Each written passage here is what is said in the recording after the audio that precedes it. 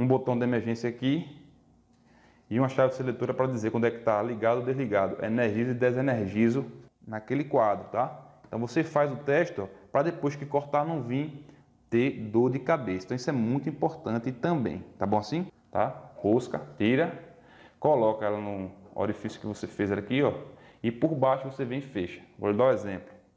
Você já sabe, aqui quem fala com você é seu amigo professor, engenheiro eletricista Jadson Caetano. E vamos conversar hoje sobre a parte de eletricista de, digamos assim, montagem, tá? Quando você vai na indústria, você pode encontrar muito esse termo, eletricista de montagem, eletricista de força e controle. E às vezes é eletricista que faz as duas funções. A gente pensa aqui no seu sucesso profissional, independente da área da elétrica que você vai seguir. Tá bom assim? Então veja, nessa parte de montagem, você vai ter que preparar o terreno, tá? Para aquele cara ou você mesmo, quando for instalar, né, o circuito de força e de comando, aquele circuito que leva energia para o motor, aquele circuito que faz a lógica funcionar ali do motor, tá? Motor elétrico, ou mesmo que tem um CLP, um inversor. Então, antes de o cara vir e fazer aquela instalação, precisa ter uma montagem, tá? Então, é sobre essa parte que eu vou dar dicas a você aqui agora.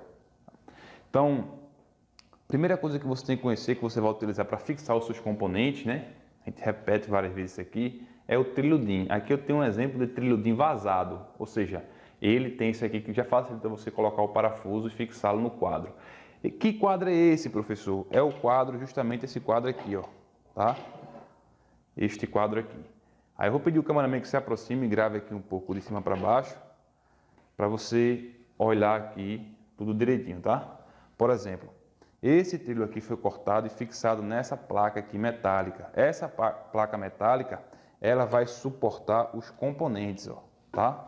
Seja contator, seja DR, seja disjuntor, a depender da situação que você vai fazer a instalação, tá? Vai suportar, vai segurar aqui. E para organizar os circuitos, a gente vai utilizar, ó, essas canaletazinhas aqui, ó, né? Muita gente chama de calha de comandos elétricos, canaletas, tá? Você colocar aí na internet, canaletas de comandos elétricos, você já vai encontrar. Essas canaletas você compra ela com uma tampa também, ó. Então vem com a tampa dela aqui, ó, tá?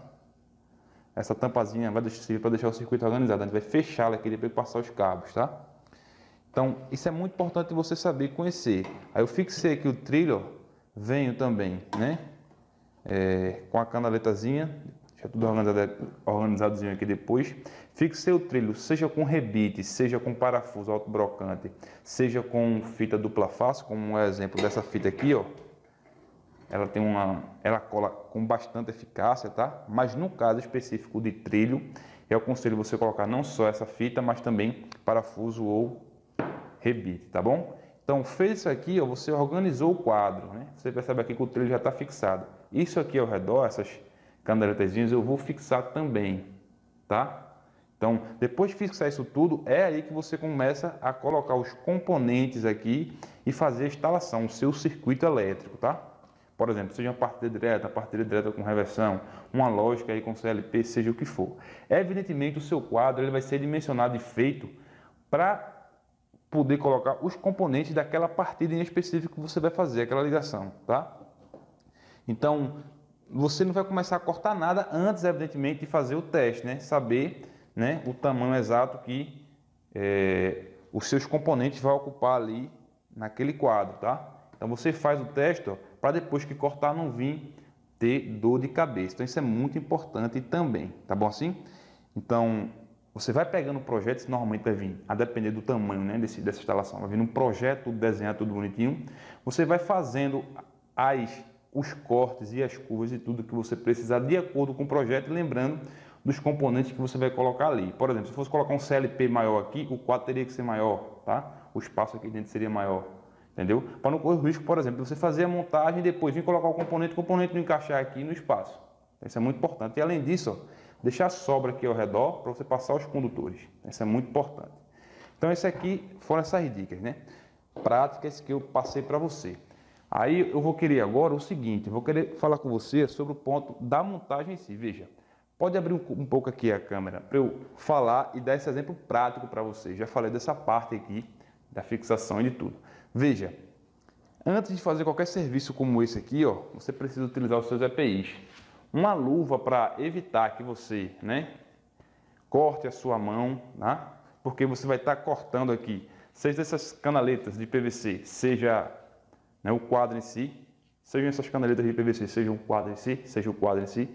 Isso aí que vai ter limalha de ferro e tudo, tá? Então você precisa ter luva. Quando você está com uma furadeira como essa aqui, ó, né? Eu vou te dar umas dicas aqui, ó, tá?